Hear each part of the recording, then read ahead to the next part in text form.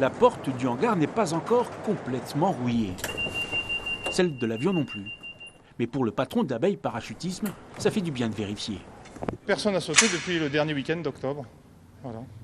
Ici, comme dans toutes les structures de loisirs, le temps s'est arrêté avec le confinement, juste au début de la saison. Un véritable coup de massue pour cette petite entreprise qui fait sauter jusqu'à 100 clients par jour.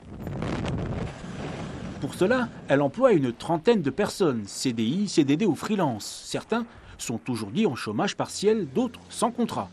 Mais tous avec un espoir de revoler bientôt. Quand les restaurants pourront être ouverts, les hôtels pourront être ouverts, a priori, on pourra être ouvert aussi. Voilà. Peut-être qu'il y aura des limitations de place à l'intérieur de l'avion, mais après tout, quand le passager accepte de garder le masque complètement pendant tout le vol, il n'y a pas de raison que ça ne marche pas. Ce sera juste un peu moins confortable, mais c'est tout.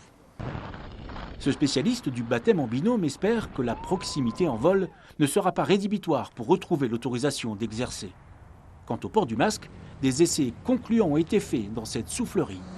Quand on est en chute libre dans un vent à 200 à l'heure, même en baissant la tête, même en levant la tête, même en tournant la tête à droite, à gauche. On a fait aussi des 360 à gauche et à droite pour voir si ça s'en allait, ça ne va pas. Donc c'est une bonne nouvelle. Maintenant, il n'y a plus qu'à récupérer les autorisations. Car la santé de l'entreprise en dépend, forcément. Un gros week-end de saut génère un chiffre d'affaires de plus de 100 000 €.